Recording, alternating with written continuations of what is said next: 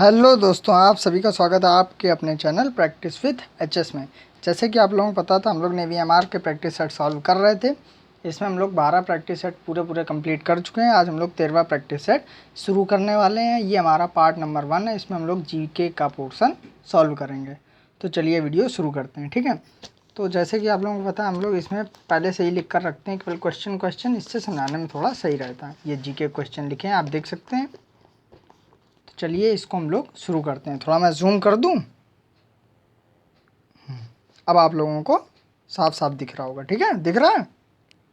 हाँ, अब दिख रहा है। तो चलिए वीडियो शुरू करते हैं हम लोग, ठीक है।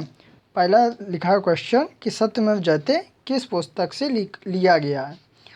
तो ध्यान रखिएगा बच्चों, सत्यमेव जयते जो है वो हमारा मार्डिका मुंडोपनिषद से लिया गया है। किससे? मुंडिका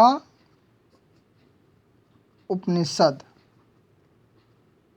ठीक है। मुंडिका उपनिषद से लिया गया है, ठीक है। सत्यमेव जयते जो नारा है वो। अगला है, हॉकी विश्व कप 2018 का आयोजन कहाँ हुआ। तो ध्यान रखिए, 2018 का आयोजन भारत में हुआ था। भारत में हुआ था, ठीक है। भारत में हुआ था। अगले क्वेश्चन पे हम लोग चलते हैं। गोदान के रचयिता हैं। तो ध्यान रखिए बच्चों, गोदान के रचयिता हैं मुंशी प्रेमचंद,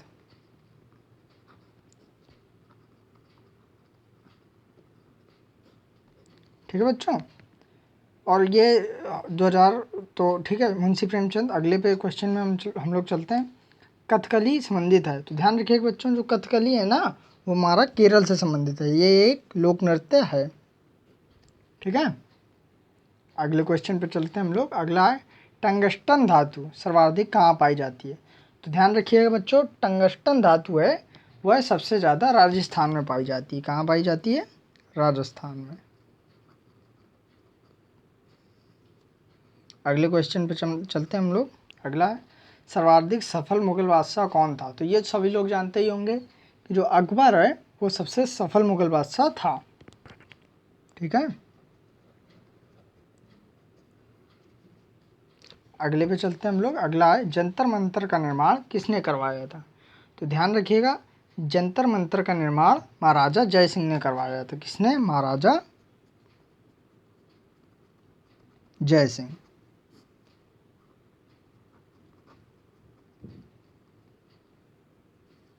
ठीक है बच्चों। ये जंतर मंतर कहाँ पड़ता है? ये जंतर मंतर जो है दिल्ली और जयपुर के बीच में पड़ता है, ठीक है बच्चों। अगले क्वेश्चन में चलते हैं हम लोग। अगला है, दी गाइड के लेखक कौन है। ये बहुत ही फेमस पुस्तक है। इसके लेखक जो हैं वो हैं आर के नारायण। कौन है? आर के नारायण।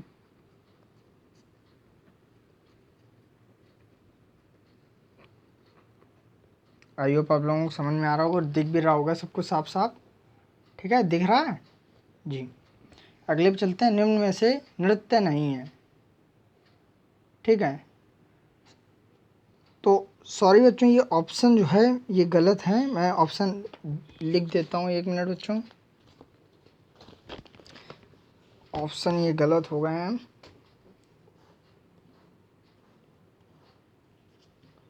ये है ए बिहू, बी ओडिशी, सी ओणम,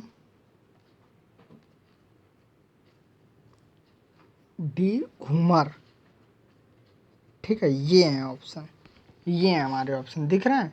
बिहू, ओडिशी, ओणम और घूमर, ठीक है। तो ध्यान रखिए बच्चों, ये जो ओणम है ना, ओणम, ये हमारा त्यौहार है, कोई नृत्य नहीं है। ये हमारा त्यौहार है। आई होप आप लोगों को समझ में आ रहा होगा, ठीक है। तो चलिए हम लोग चलते हैं अगले पे, क्वेश्चन नंबर 10 पे। एक मिनट, अब ठीक है, ठीक है। ये है आईपीसी। आईपीसी का फुल फॉर्म ये पूछ रहा है, तो ध्यान रखिएगा, आईपीसी का फुल फॉर्म होता है इंडियन पैनल कोड। क्या होता है बच्चों? Indian panel code.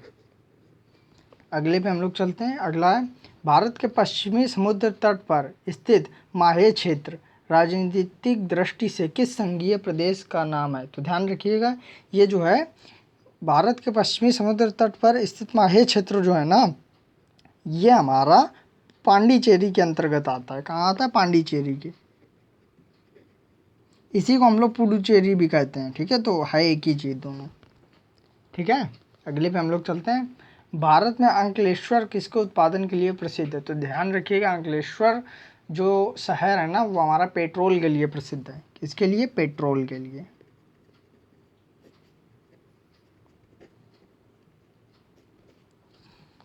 ठीक है, अगले पे चलते हैं। पृथ्वी की जुड़वा ग्रह किसे कहा जाता है? तो ध्यान रखिएगा, जो शुक्र ग्रह है वो पृथ्वी का जुड़वा ग्रह कहा जाता है। ठीक है बच्चों, कौन सा ग्रह? शुक्र ग्रह। ठीक है, अगले पे चलते हैं। अर्जुन पुरस्कार किसे दिया जाता है? तो ध्यान रखिए बच्चों, और अर्जुन पुरस्कार जो है वो खिलाड़ियों को दिया जाता है। किसे दिया जाता है? खिलाड़ियों को। ठीक है, अगले क्वेश्चन पे हम लोग चलते हैं। प्रिंटिंग प्रेस का आविष्कार किसने किया था? तो ध्यान रखिएगा, जो प्रिंटिंग प्रेस है इसका आविष्कार किया था गुटेनबर्ग ने। किसने? गुटेनबर्ग ने।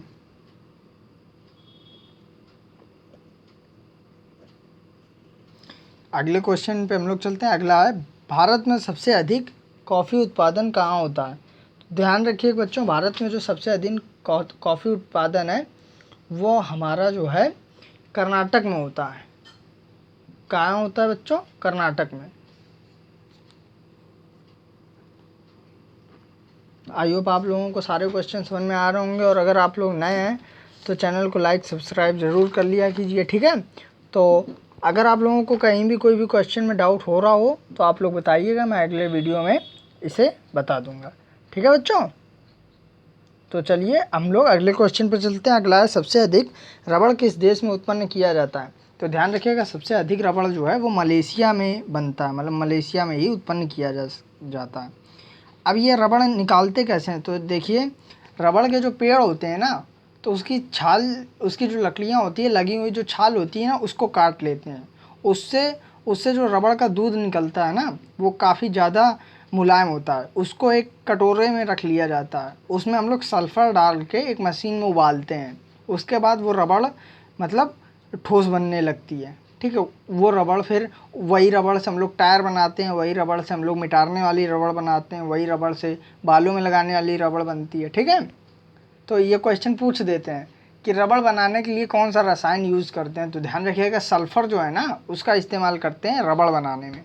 ठीक है, फिर उस रबड़ से बहुत चीज़ें बनती हैं। ठीक है, अगले पे चलते हैं हम लोग। ज्ञानपीठ पुरस्कार से सम्मानित होने वाली प्रथम महिला कौन है? तो ध्यान रखिएगा बच्चों, ज्ञानपीठ पुरस्कार से सम्मानित होने वाली प्रथम महिला आशापूर्ण देवी जी हैं। कौन है? आशापूर्ण देवी।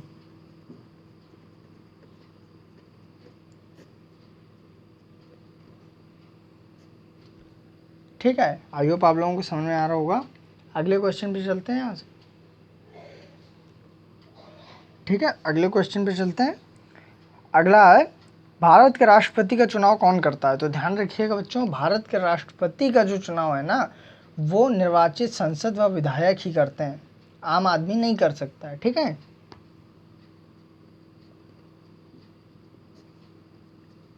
विधायक। ठीक है, आई होप आप लोगों को समझ में आ रहा होगा। अगले पे चलते हैं हम लोग। भारतीय संविधान में कितने अनुच्छेद हैं? तो ध्यान रखिए बच्चों, जो 397 अनुच्छेद हैं। कितने?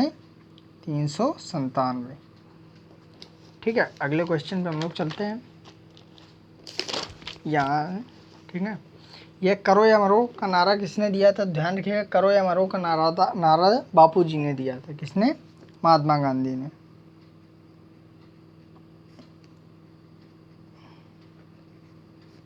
ठीक है बच्चों, अगले क्वेश्चन पे हम लोग चलते हैं।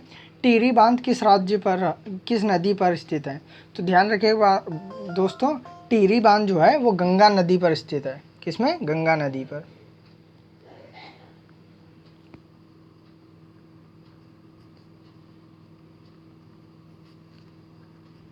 ठीक है बच्चों, गंगा नदी पर। अब इससे एक क्वेश्चन बन जाता है कि बांग्लादेश में गंगा नदी को किस नाम से जानते हैं? तो ध्यान रखिएगा बच्चों, बांग्लादेश में गंगा नदी को भागीरथी के नाम से जानते हैं। ठीक है, अगले क्वेश्चन पे हम लोग चलते हैं। भारत ने दूसरा परमाणु परीक्षण कहाँ पर किया था? तो ध्यान रखिएगा बच्चों, ये जो दूसरा परमाणु परीक्षण है ये पोखरण राजस्थान में किया था।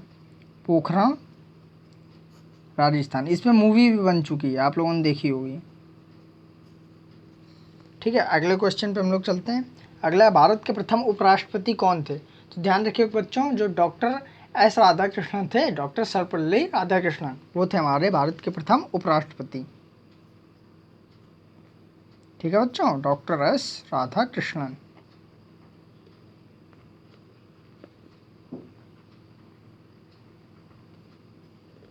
आई होप आप लोगों को समझ में आ रहा होगा। अगले क्वेश्चन चलते हैं। अगला क्वेश्चन है, सेना दिवस कब मनाते हैं? तो ध्यान रखिए बच्चों, जो सेना दिवस है वो 15 जनवरी को मनाते हैं।